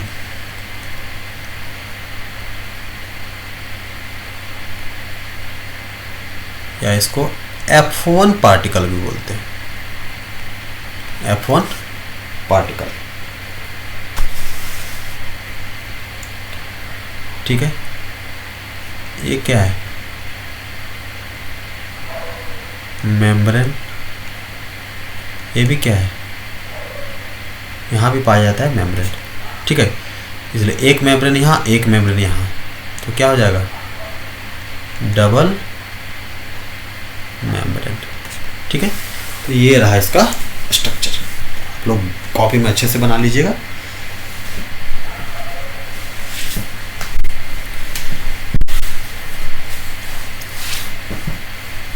देखिए, अब इसका अगर कुछ कैरेक्टरिस्टिक्स की हम लोग बात करें माइटोकॉन्ड्रिया के बारे में, तो यहाँ नोट करके लिख लीजिए, नोट करके।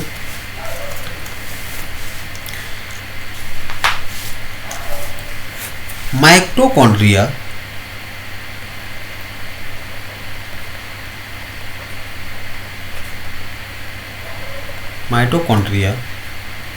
is semi autonomous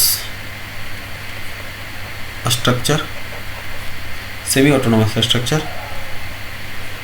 because the presence of mDNA, मतलब माइटोकॉन्ड्रिया डीएनए, एमडीएनए मतलब mitochondria DNA. So half controlled by mitochondria DNA and half controlled by the nucleus of the cell। अब इस लाइन का मतलब ये हुआ कि जो माइटोकॉन्ड्रिया है ना, ये जो माइटोकॉन्ड्रिया है, इसको अकॉर्डिंग टू नीड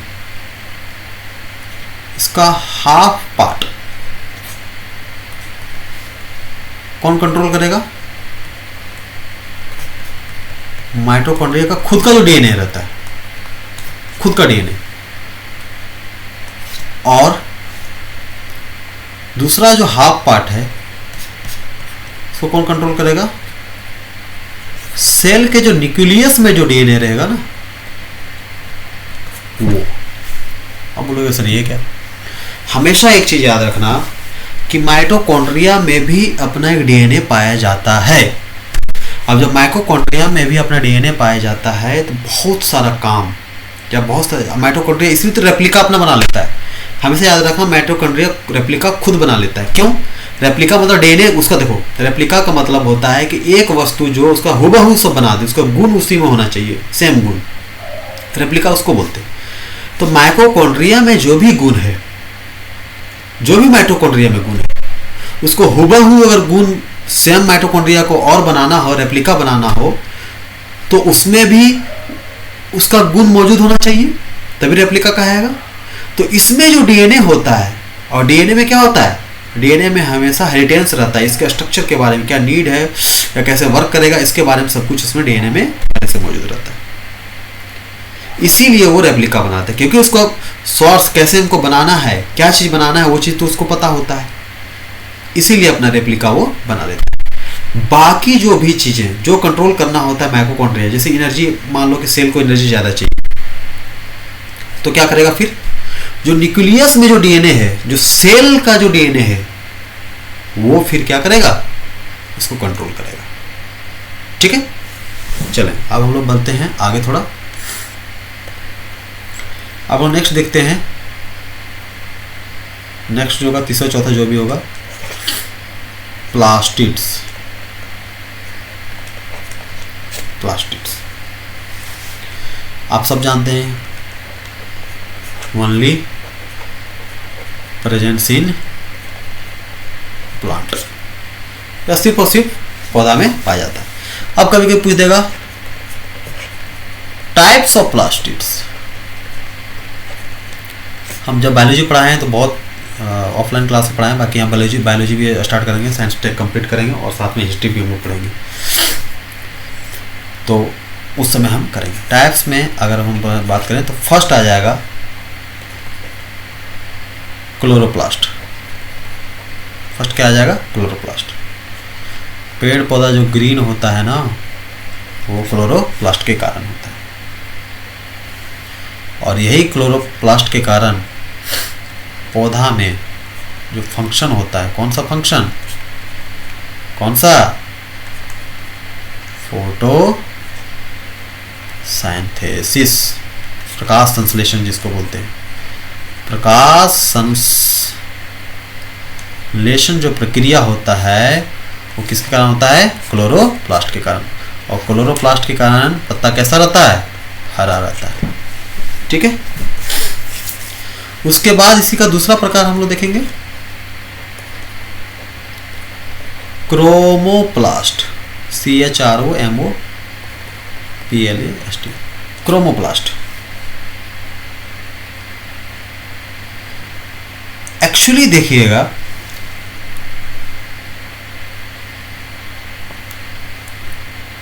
थोड़ा सा जब भी देखते हैं पतझड़ वाले वन में आपको ज़्यादा दिखेगा। एक्चुअली क्रोमोप्लास्ट में क्या आता है, जब कोई पत्ता क्लोरोप्लास्ट के कारण ग्रीन होता है, कुछ समय के बाद उसमें कलर चेंज हो जाता है। तुमको येलो भी दिखेगा, थोड़ा रेडनेस भी दिखेगा। येलो रेडनेस जब दिखेगा ना तो समझ जाइएगा क्लोरोप्लास्ट, वहाँ से क्लोरोप्लास्ट का जो फंक्शन है, क्लोरोप्लास्ट का जो गुण है वहाँ से गायब हो गया है, और वही क्लोरोप्लास्ट किसमें चेंज हो गया है? क्रोमोप्लास्ट में। तो यहाँ आपको दो प्रकार का कलर दिखाई देगा। एक तो दिखाई देगा ऑरेंज रेड। एक्चुअली ये जो होता है ना, ये होता है due to carotene. Carotene, CAROTEN। और दूसरा कलर इसमें देखिएगा आपको पाइल येलो या येलो दिखेगा, पीला। ये होता है ड्यू टू ज़ैंथोफाइल। कई बार पूछ चुका है क्वेश्चन, ठीक है, ज़ैंथोफाइल। अब ये दोनों रेड की बात करें या येलो की बात करें, क्रोमोप्लास्ट भी हेल्प करता है किसमें, फोटोसिंथेसिस में, ठीक है। उसके बाद फ्रूट के कलर में आने में, जैसे आम पक जाता है तो पीला हो जाता है, ग्रीन से पीला होता है ना जी, तो किसके कारण होगा, ज़ैंथोफाइल के कारण होगा। पपीता ग्रीन से पक जाता है, कैसा पीला हो जाता है, कैसे होगा, ज़ैंथोफाइल के कारण होगा। कोई देखना, कोई आम सिंदूरी लाल होता है, सिंदूरी लाल, सिंदूरी हल्का सा ऑरेंज टाइप से रेड टाइप से हो जाएगा, तो किसी पीला भी होगा रेड भी होगा, किसके कारण, तो ज़ैंथोफाइल भी डेवलप होगा और कैरोटीन भी डेवलप हो जाएगा, ठीक है। अब इसका तीसरा टाइप्स हम लोग देख लेते हैं। इसी का तीसरा टाइप्स सी की अगर बात करें तो वो होता है ल्यूकोप्लास्ट, ठीक है। ये होता है कलरलेस, इट इज कलरलेस।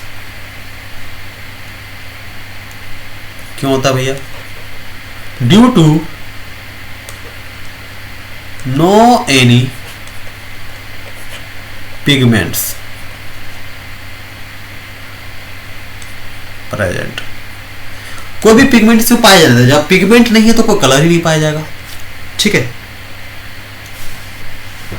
अब इसका फंक्शन क्या है भैया, या वर्क कह लो,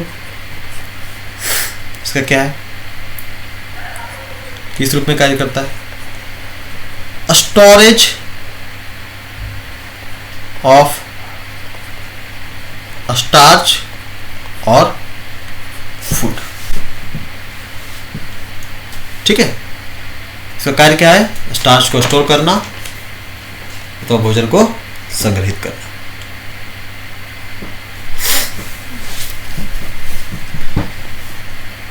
अब थोड़ा सा हम लोग स्ट्रक्चर ऑफ प्लास्टिड्स देख लेते हैं, ठीक है। टाइप्स ऑफ प्लास्टिड्स हो गया, अब हम लोग थोड़ा सा देखते हैं स्ट्रक्चर ऑफ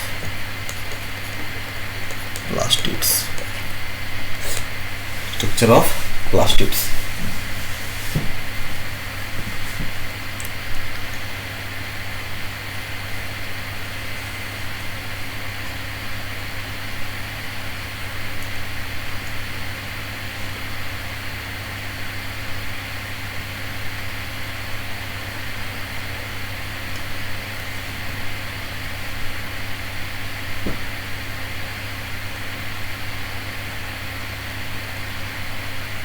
जो मेरा ऑफलाइन में बच्चा क्लास किया होगा समझ गया होगा कि क्या चीज़ है, ग्रेनम ग्रेना ये सब समझा चुका हूँ मैं क्लास में।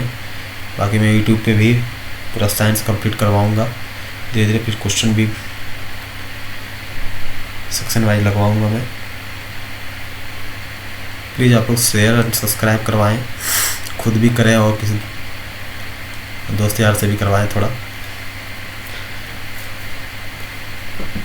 यहाँ कहीं भी या कह लो, यहाँ ये आपका पाया जाता है प्लास्टिड्स डीएनए, ये आपका है प्लास्टिड्स डीएनए, ठीक है।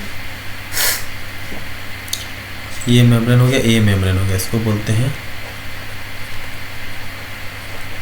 डबल मेम्ब्रेन, ठीक है।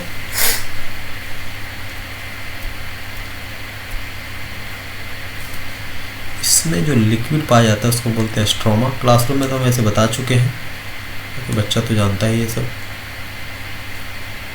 यहाँ जो लिक्विड पाया जाएगा इसे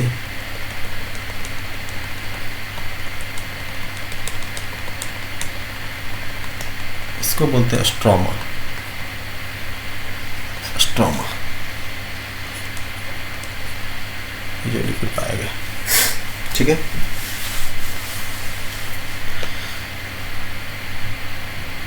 ये होता है ग्रेना, और एक कंप्लीट एक साथ कहलाता है ग्रेनम, ठीक है, याद रखिएगा। एक्चुअली देखिएगा ना, इसी में प्रेजेंट होता है मैग्नीशियम, ठीक है, और यही मैग्नीशियम हेल्प करता है फोटोसिंथेसिस में। अब करता है क्या ये ऐसे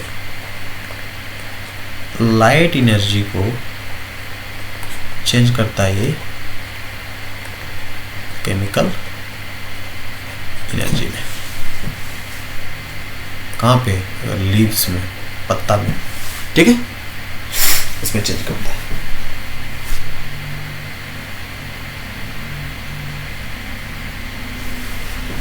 और ये ग्रेनम जो होता है, इसको जो एक्चुअली बना होता है, या कहते हैं इसको थाइलाकोइड, ठीक है। चलिए इसको बना लीजिए।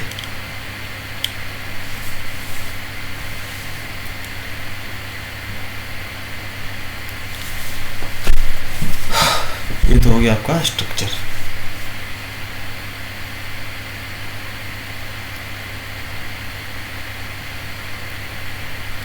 ठीक है, प्लास्टिड्स का। नेक्स्ट हम लोग देखते हैं इंडोप्लाज्मिक रेटिकुलम, इसको ER बोलते हैं शॉर्ट में, ठीक है। इसका स्ट्रक्चर अगर देखिए ना, पाइप टाइप का स्ट्रक्चर होता है। अगर स्ट्रक्चर की बात करें, देखिए it is pipe type structure, pipe type structure in cell connects with nucleus, connect with nucleus। और ये है ना, दोनों में पाया जाता है, प्लांट सेल में भी, एनिमल सेल में। It found in both plant cell and animal cell, plant cell and animal cell. अब इसका टाइप्स पूछिएगा ना, तो दो होता है। एक होता है rough endoplasmic reticulum, actually it is found with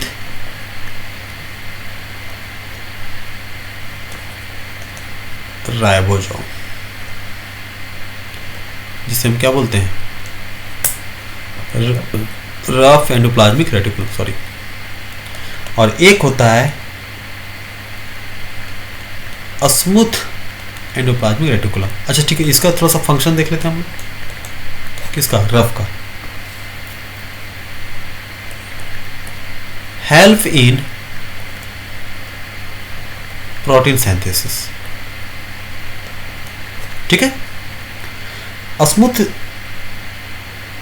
endoplasmic reticulum की बात करें, it found without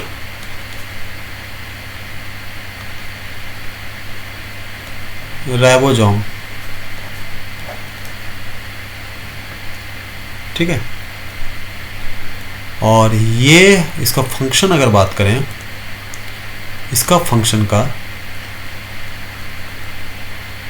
help in lipid या कह लो फैट सिंथेसिस, ठीक है। LIPD लिपिड, और इसको फैट बोलते हैं। उसी को जनरेट करने के लिए, उसको बनाने के लिए सहायता कौन करता है? Smooth endoplasmic reticulum. और रफ किस में करता है? प्रोटीन सिंथेसिस में। क्यों? क्योंकि राइबोसोम किसके पास पाया जाता है? रफ के पास।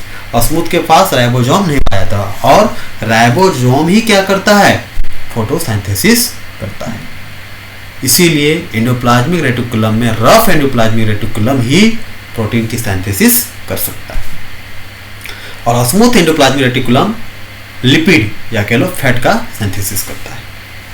ठीक है, संश्लेषण करता है या जनरेट करता है। ठीक है, अब थोड़ा इसका स्ट्रक्चर हम लोग देख लें। थोड़ा सा कॉम्प्लेक्स है बट हम लोग बना देते हैं। Structure of endoplasmic reticulum.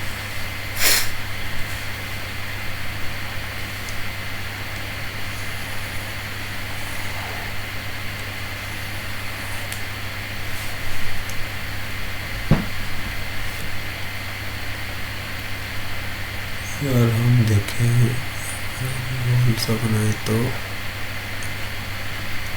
Writing pad पे हमसे गोल बनता ही नहीं है। ये हो गया आपका न्यूक्लियस, न्यूक्लियस हो गया आपका।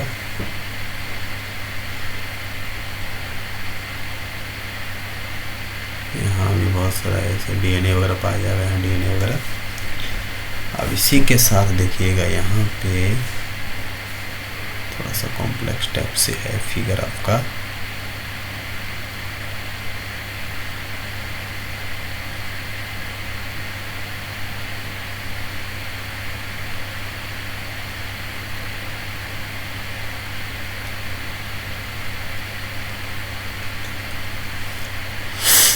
ठीक है, फिर यहाँ देखिएगा ऐसे ऐसे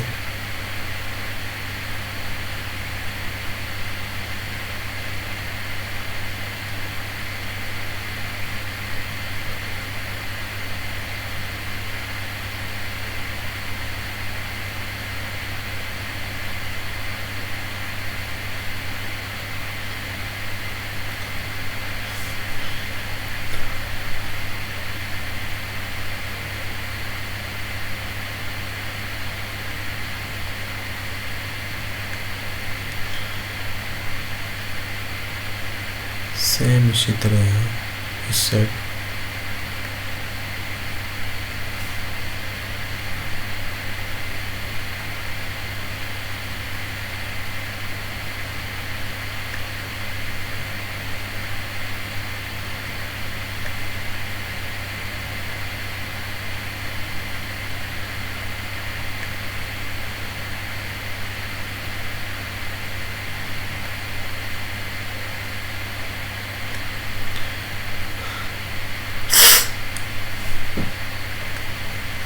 यहाँ क्या पाया जाएगा? राइबोसोम।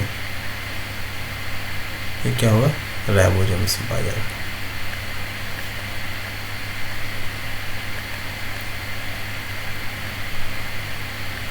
राइबोसोम पाया जाएगा। आपको थोड़ा सा अच्छे से बना दीजिएगा, नली टाइप से रहेगा ये, और नली के बीच बीच क्या पाया जाएगा? राइबोसोम पाया जाएगा। ठीक है, राइबोसोम पाया जाएगा।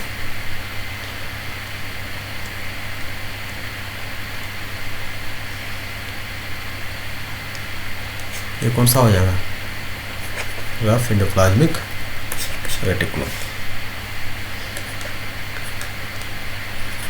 Found with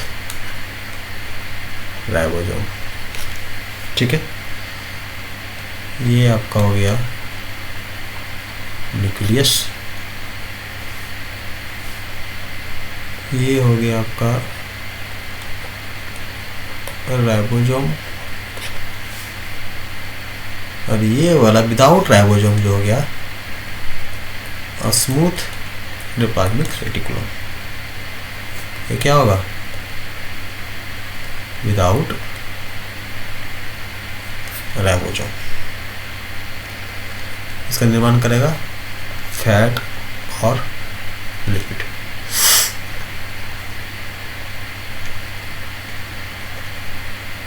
helping fat and lipid. और ये किस में हेल्प करेगा, हेल्प इन प्रोटीन सिंथेसिस।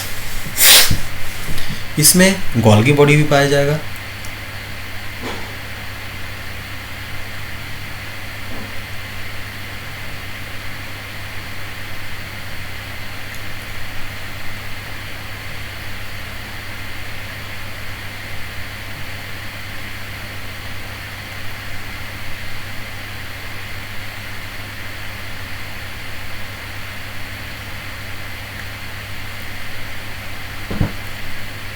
इसका वॉक्यूल भी पाया जाएगा।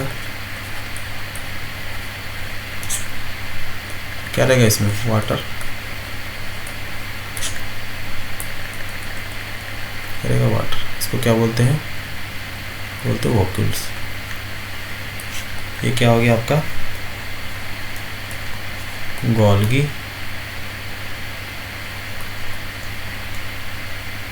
अपैरेटस। और ये वाला जो भाग है ना, ये वाला जो भाग देख रहे हैं, ये वाला भाग, ये क्या है, लाइसोसोम। ठीक है, चलिए, तो ये आपका हो गया स्ट्रक्चर। हम एक्चुअली ये देखिएगा, ये पूरा स्ट्रक्चर किसका है, ये पूरा स्ट्रक्चर क्या है, ये सेल का स्ट्रक्चर है। और सेल स्ट्रक्चर में हम लोग क्या देखें, एंडोप्लाज्मिक रेटिकुलम। ठीक है,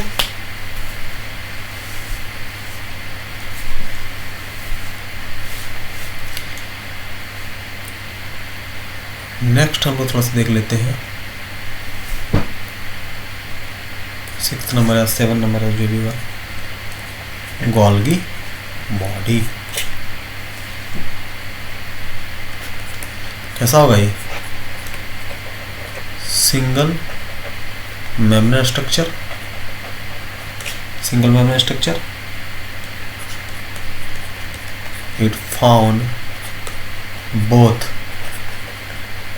एनिमल एंड प्लांट सेल। इसका फंक्शन क्या होगा,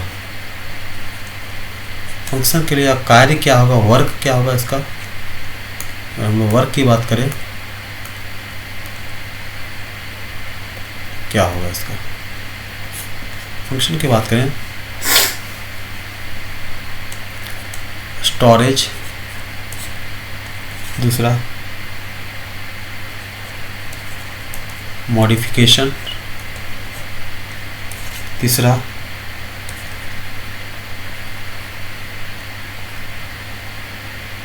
packaging and delivery of protein.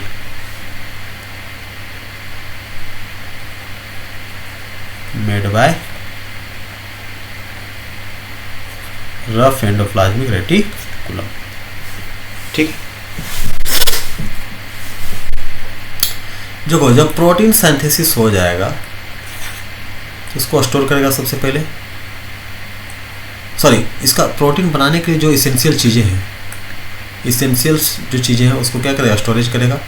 उसके बाद मॉडिफाई करने का काम करेगा। डीएनए जो वहाँ से मैसेंजर आरएनए से जो भेजेगा, मैसेंजर आरएनए, फिर एमआरएनए, टीआरएनए, ट्रांसफर आरएनए, वो मैसेज जो लाएगा उसके बाद क्या करेगा, फिर इस तरह का प्रोटीन बनेगा। प्रोटीन को पैकेजिंग करेगा और डिलीवरी करेगा कहाँ डिलीवरी करेगा, सेल में। ठीक है, तो ये आपका हो गया गोल्गी बॉडी। अब नेक्स्ट देख लेते हैं, इसमें नेक्स्ट बचता है आपका, आप लोग नंबरिंग कर लीजिएगा, नंबरिंग हम गड़बड़ा जा रहे हैं, लाइसोसोम। ठीक है, इसे क्या कहते हैं, suicide web, called suicide bag of the cell, suicide bag of the cell. It present only in animal cell.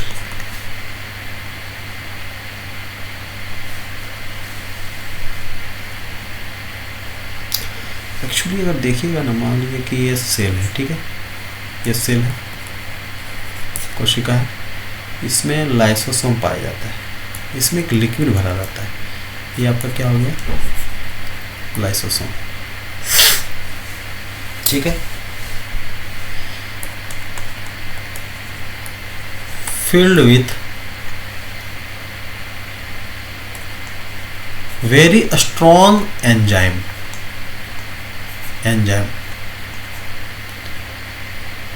से वो पड़ा रहता है, जिससे इस एंजाइम का जो नाम है ना, लिख लीजिएगा, हाइड्रोलाइटिक एंजाइम।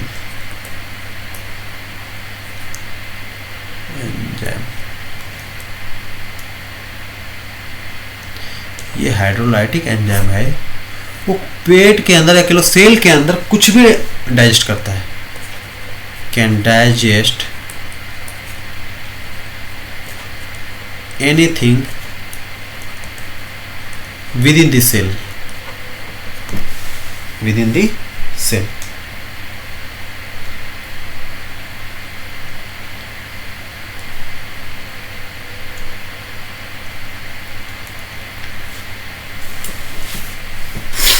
अब इसका कुछ चीज़ें लाइसोसोम के बारे में, कुछ प्रॉपर्टीज देख लीजिए।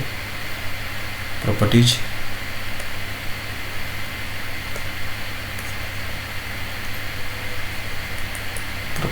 ऑफ लाइसोसोम, ठीक है।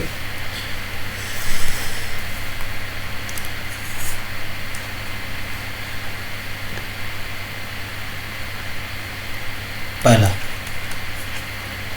Lysosome not kill new cell,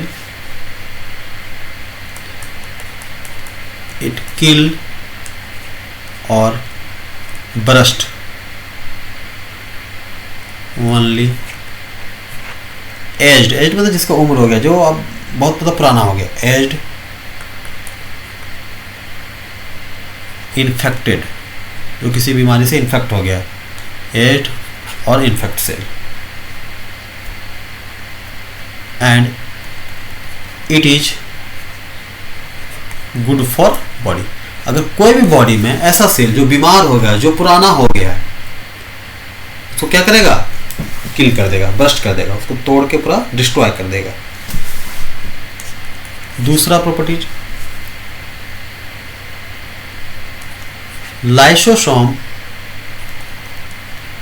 used WBC white blood cell as the killing weapon,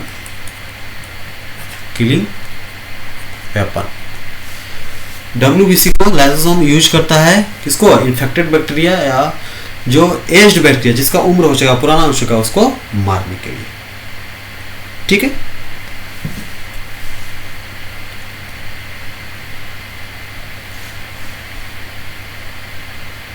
for killing aged and infected bacteria, infected cell।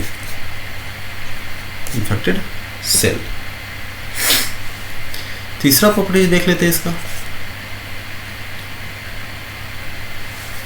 अगर आपको पूछ दिए कि मैक्सिमम नंबर ऑफ लाइसोसोम कहाँ प्रेजेंट रहेगा, लिखिए, maximum number of lysosome present in WBC white blood cell, सफेद रक्त कणिका बोलते हैं हिंदी में इसको, ठीक है। अब लास्ट इसमें बचता है कौन सा, एक राइबोसोम बचता है और आपका बनता है सेंट्रोसोम, ठीक है। देख लेते दोनों, उसके बाद फिर आज का क्लास हम वाइंड अप करेंगे। नेक्स्ट क्लास में, सेकंड क्लास में हम लोग फिर देखेंगे। अब क्या बचता है, ribosome. It is called protein factory,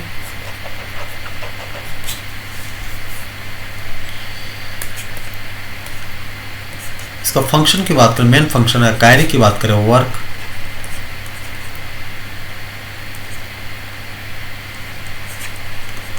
synthesis the protein, protein बनाने का काम करता है। ठीक है,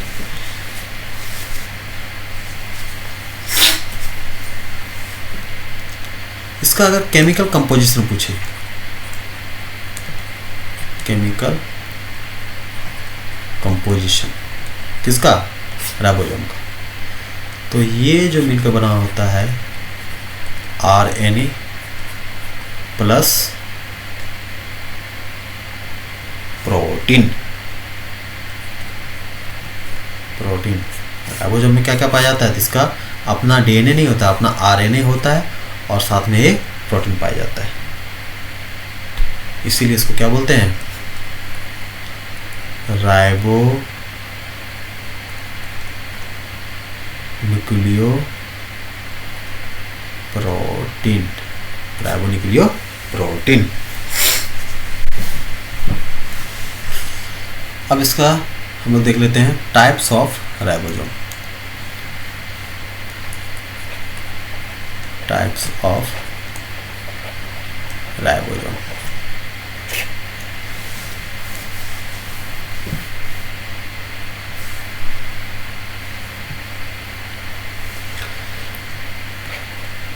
जो टाइप्स है ना वो सेडिमेंटेशन के आधार पे है।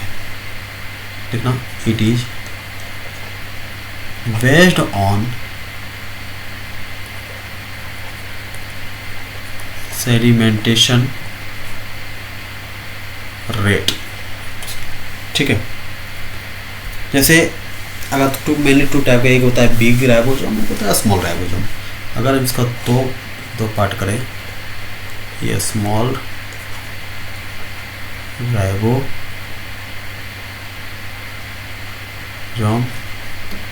और इधर इसका हो जाएगा बिग राइबोसोम।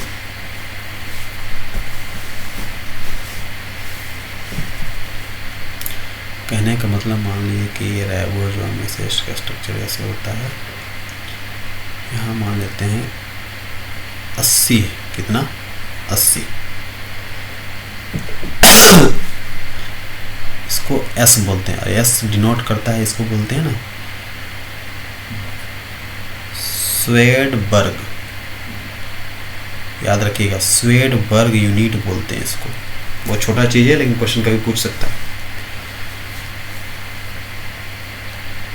अब इसका अगर सब यूनिट की बात करें, इसका अगर सब यूनिट की बात करें तो क्या हो जाएगा, ये जो बड़ा वाला भाग हो जाएगा, ये कितना हो जाएगा 60S। ये ऊपर वाला जो भाग हो जाएगा छोटा वाला, ये कितना हो जाएगा 40S। ठीक है, अब अगर स्मॉल राइबोसोम में आए, अच्छा ये जो होता है बिग राइबोसोम, इसमें इसका लिख लीजिएगा, it present in plant and animal cell both. ठीक है,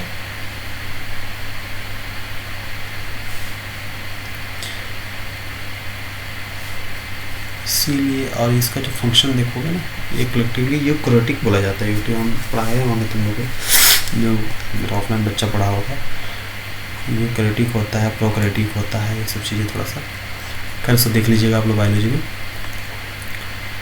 इसका अगर बात करें, मान लीजिए कि इसका स्ट्रक्चर ऐसे है, ऐसे है, इस पे भी ऐसे रहेगा, मान लेते हैं 70 ऐसे। इसका जो सब यूनिट होगा, ये वाला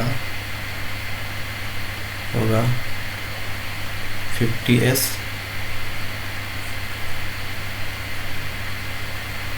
ये वाला होगा 30s। तो मैं इसकी बात कर रहा हूँ, स्मॉल का मतलब ये इसकी मैं बात कर रहा था, ठीक है। सॉरी ये वाला ना स्मॉल, तो ये वाला, ये नहीं है, और ये स्मॉल किधर जाएगा, ये वाला, ये, और ये वाला, ये बिग वाला है, ये वाला, ये बिग वाला है, ठीक है। अब ये स्मॉल जो होता है लिख लीजिएगा, प्रेजेंट। एक्चुअली मेरा यहाँ ना हैंड राइटिंग अच्छा नहीं हो रहा है क्योंकि पेड पे लिखने का मेरा आदत नहीं था, तो अभी मैं जस्ट स्टार्ट किया हूँ, तो धीरे धीरे वो आदत बन जाएगी। तो आप अच्छे से लिख लीजिएगा, बढ़िया से समझ में आना चाहिए। ये प्रेजेंट रहता है बैक्टीरिया में,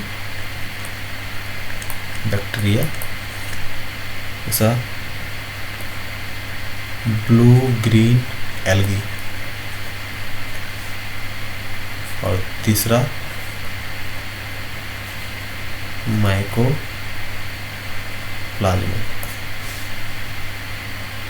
ये माइकोप्लाज्मा अगर बोले जाए तो स्मॉलेस्ट सेल होता है, स्मॉलेस्ट सेल। कहीं कॉलेज में लिख लीजिएगा, कहीं पूछ दिया सबसे छोटा सेल को क्या कहते हैं, माइकोप्लाज्मा, ठीक है। चले, अब लास्ट बच जाता है आपका 9-10 जो भी होगा देख लीजिएगा, सेंट्रोसोम। मियोसिस माइटोसिस प्रोसेस में अच्छे से आप सेंट्रोसोम का आप स्ट्रक्चर देख लीजिएगा, ठीक है। ये कैसा होगा, नॉन मेम्ब्रेन स्ट्रक्चर। पिछले वाला का भी कैसा होगा, नॉन मेम्ब्रेन स्ट्रक्चर। इसका अनदर नेम है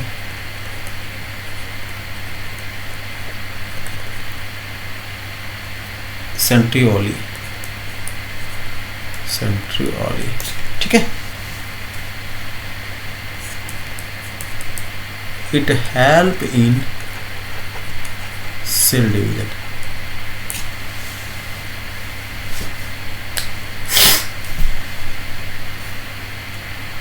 एक्चुअली अगर देखिएगा ना, हम थोड़ा सा अगर बता देते हैं, आप मियोसिस माइटोसिस प्रोसेस जब पढ़िएगा तो देखिए इसमें क्या रहता है, ये न्यूक्लियस, और इसके साथ में यहाँ क्रोमोजोम रहता है।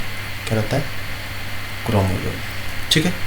अब ये जब डिवाइड होता है ना, डिवाइडिंग के प्रोसेस के टाइम में ये क्या होता है, थोड़ा शॉर्ट में बता दे रहे हैं। ये यहाँ एक सेंट्रोजोम इधर आ जाता है, और ये सेंट्रोली से ये सेंट्रोजोम यहाँ एक, एक्चुअली ये क्रोमोजोम ना हाफ इधर हो जाता है, हाफ इधर हो जाता है, और यहाँ साइटोप्लाज्म रहता है। धीरे धीरे फिर आगे वाला में देखिएगा, ये ऐसे एक सेल बन जाएगा, और यहाँ क्रोमोजोम्स आ जाएगा, और ये वाला भी यहाँ आ जाएगा, न्यूक्लियस यहाँ आ जाएगा, और क्रोमोजोम्स आ जाएगा यहाँ पे। यही होता है सेल डिवीजन, ठीक है। इसको डिटेल में देखेंगे, बाकी इसको भी आप छोड़ दीजिएगा, इसको कुछ मत लिख लीजिएगा, ठीक है।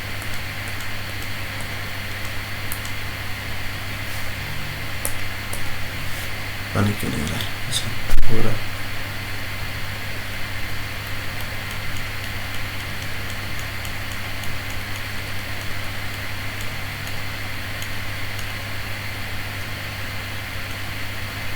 चलो, इसका केमिकल कंपोजिशन देखिए, इसको आप लोग इसको मत बताइएगा, कॉपी मत कीजिएगा। केमिकल कंपोजिशन, ठीक है। It is made up of tubulin protein, tubulin protein,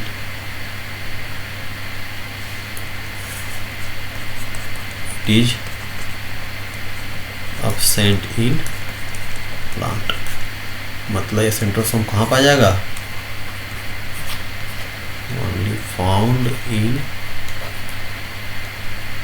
animals. Cell. ठीक है, चलिए नेक्स्ट हम लोग देखेंगे न्यूक्लियस का स्ट्रक्चर क्या है, न्यूक्लियस वगैरह देख लेंगे। फिर हम लोग देखेंगे plant cell, nucleus, animal cell में क्या अंतर है।